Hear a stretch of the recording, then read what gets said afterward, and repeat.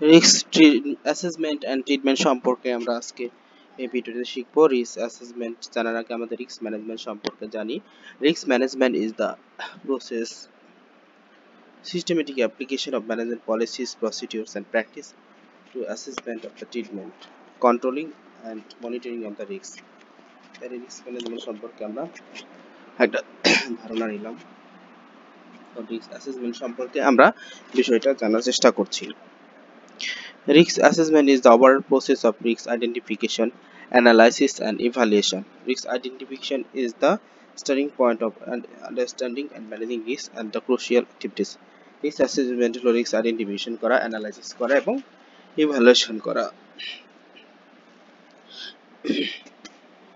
Risk analysis involves in developing and understanding of the risks এর সম্পর্কে আমরা জানলাম। আবার risk evaluation সম্পর্কে আমরা জানতে পারবো is undertaken to assess in making decisions based on upon the outcomes of risk analysis about which risks need treatment and the priority for treatment implementation. Risk evaluation হলো risk control করার জন্য decision making করা এবং treatment সম্পর্কে এবং risk asset treatment সম্পর্কে implementation করা। এখন রিস্ক ট্রিটমেন্ট সম্পর্কে আমরা একটা ধারণা নিই।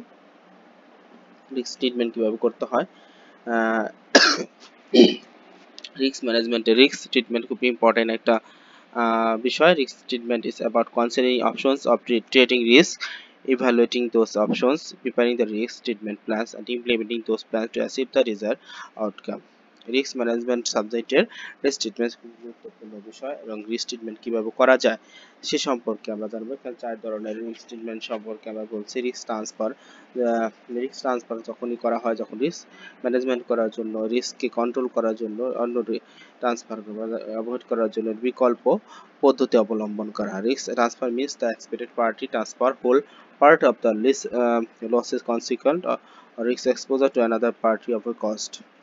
The insurance contracts fundamentally involve risk transfer সম্পর্কে আলোচনা করা হয়।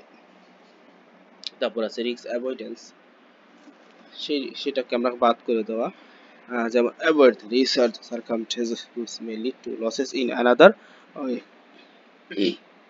এখন risk retention, এটাও risk avoidance এর একটা বিষয়। risk retention implies the losing asking due to risk exposure shall be retained or assumed by the party of the organization. Risk at retention is generally deliberate decision of business organization inherited with the following characteristics. Risk control, তাহলে প্রত্যেকটা risk সম্পর্কে control করার জন্য আমাদের পদ্ধতি জানতে হবে, avoidance এর পদ্ধতি জানতে হবে, তারপর তাহলে আমরা রিস্ক ম্যানেজমেন্ট করতে পারবো। এখন রিস্ক ম্যানেজমেন্টের ছকের মাধ্যমে রিস্ক ট্রিটমেন্ট কিভাবে করা যায় আমরা সেটা দেখছি। আইবিবির বই থেকে এটা নেওয়া। তাহলে দেখেন রিস্ক কখন লো হয় কখন হাই হয়,